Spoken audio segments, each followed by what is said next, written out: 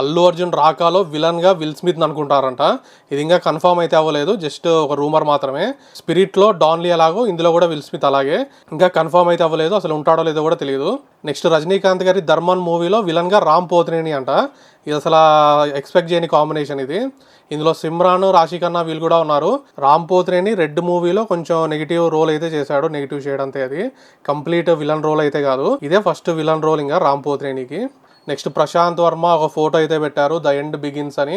Dhurandhar fame Akshay Khanna Shukracharya character అయితే వేస్తూ ఉన్నాడు. శుక్రాచార్య అంటే స్పిరిచువల్ గురు ఆఫ్ డీమన్స్ అంట, ఆ క్యారెక్టర్ అయితే ఆయన చేస్తూ ఉన్నాడు. ఈ టీజర్ ఒక గ్లిమ్స్ అయితే రిలీజ్ చేస్తారంట 24th ఆగస్టున. నెక్స్ట్ వెంకటేష్ గారిది అనిల్ రావిపూడి కొత్త టైటిల్ అయితే అనౌన్స్ చేశారు. జనవరి 12 విడుదల అంట, బావా బామర్ది సౌజన్యంతో. దీన్ని రిలీజ్ అనౌన్స్ చేయడానికి కూడా 1 minute టైం అయితే తీసుకున్నారు వాళ్ళు, లాగి. నెక్స్ట్ జూనియర్ ఎన్టీఆర్ గారి కుక్క బగీరా అయితే చనిపోయింది. ఇదొక బెర్నీస్ మౌంటైన్ డాగ్ అంట. దీని లోకల్ ప్రైస్ అయితే 30,000 నుంచి 2 lakhs వరకు ఉంటుంది. అదే ఇంపోర్టెడ్ అయితే ఫారిన్ నుంచి 4 lakhs వరకు వెళ్తుందంట. Rest in peace to Bagheera, భలే ఉంది ముద్దుగా. నెక్స్ట్ తెలంగాణ గవర్నమెంట్ టీఎఫ్ఐకి ఒక మ్యాండేట్ అయితే రిలీజ్ చేసింది. రీసెంట్గా టికెట్ హైక్స్ ఎవరికైతే ఇచ్చారో వాళ్ళైతే 20% ఆఫ్ ద ప్రాఫిట్ షేర్ని టీఎఫ్ఐ ఎంప్లాయీ వెల్ఫేర్ ఫండ్కి అయితే ఇవ్వాలంట. నెక్స్ట్ జైలర్ 2లో ఒక ఐటమ్ సాంగ్ అయితే రిలీజ్ చేశారు. అందులో పూర్ణ అంట హీరోయిన్. ఫస్ట్ పార్ట్ జైలర్ 1లో తమన్నా అయితే చేసింది. ఇదైతే మరి డౌన్ గ్రేడ్ అనుకుంటా ఉన్నారు చాలామంది అయితే. దీని కొరియోగ్రఫీ వచ్చేసి జానీ మాస్టర్. మీరేమనుకుంటారు, తమన్నా నుంచి పూర్ణకి ఒక డౌన్ గ్రేడా, లేకుంటే అందులో గుంటూరు కారంలో హిట్ అయినట్టు ఈ సాంగ్ కూడా హిట్ అవుతుంది బాగా. నెక్స్ట్ మిరాయి జపాన్లో రిలీజ్ అవబోతుంది.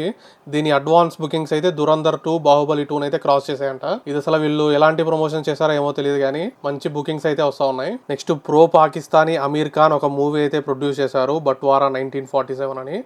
ఇది రియల్ ఇన్సిడెంట్స్ని బేస్ చేసుకొని తీసిన మూవీ అంట.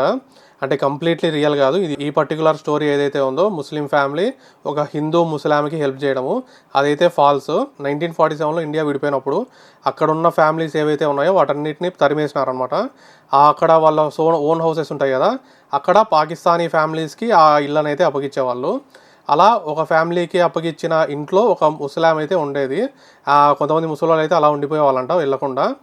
అలా ఒక ముస్లాం ఉన్న ఇంట్లోకి ఈ ఫ్యామిలీ అయితే వస్తుంది, కానీ వాళ్ళు మాత్రం ఆమెనైతే కాపాడతారంట అక్కడున్న పాకిస్తానీ నుండి.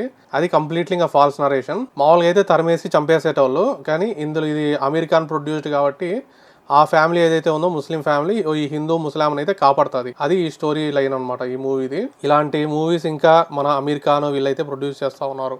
Next Shahrukh Khan dooms day release అప్పుడే అతని కింగ్ మూవీ కూడా రిలీజ్ చేసుకుంటా ఉన్నాడు. అప్పట్లో సలార్ అప్పుడు ఆయన మూవీ ఏదో రిలీజ్ చేశాడు, అది ఎత్తిపోయింది.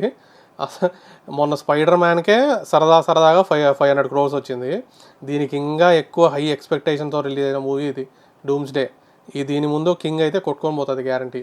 నెక్స్ట్ ఈ మూవీ పేరు న్యూ లాయ్ అంట. ఇది Chinese made cheap animation movie. దీన్ని చేసింది ఒక మదర్ అండ్ సన్ డ్యూ. వాళ్ళకి 5 years అయితే పట్టిందంట ఈ మూవీని యానిమేట్ చేయడానికి. దీన్ని తీసిన వాళ్ళు జిన్ యూమెంగ్ అండ్ హిస్ మదర్ సున్ లీఫాంగ్. ఆమెకైతే 60 ఏళ్ళు, అతనికైతే 34 ఏళ్ళు.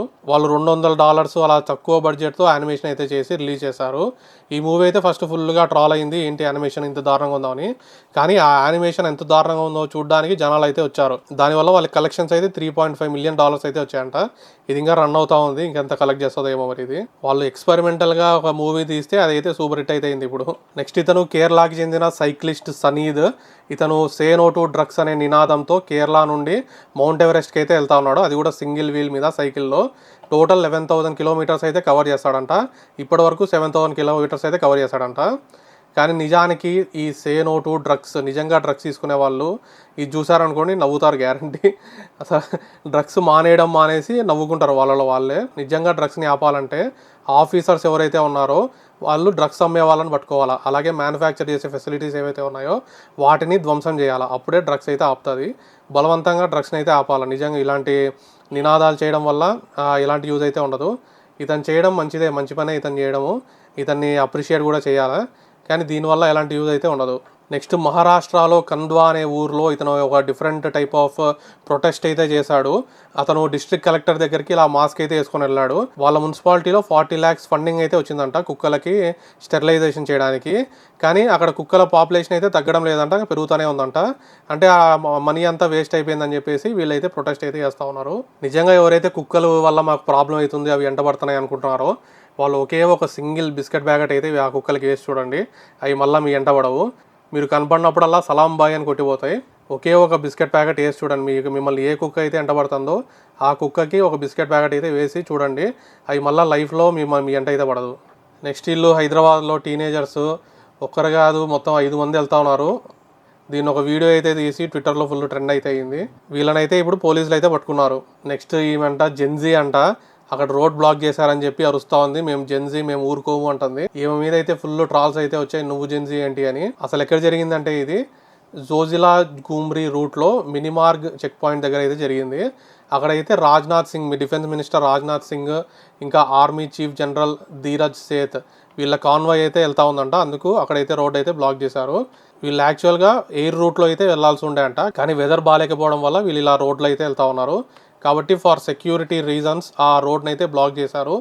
కానీ ఈమెమో ఫుల్గా అడుస్తూ ఉంది, మమ్మల్ని బ్లాక్ చేశారు, మేము జెన్జీ మేము ఊరుకోము అని అయితే వాళ్ళ మీద ఆర్మీ ఆఫీసర్ల మీద అరుస్తూ ఉంది. ఈమె మీద అయితే ఫుల్గా ట్రాల్స్ అయితే వచ్చాయి. ఇదిగో ఇలా వీఆర్ జెన్జీ అని ఇలాంటి ఫోటోలు పెట్టడము,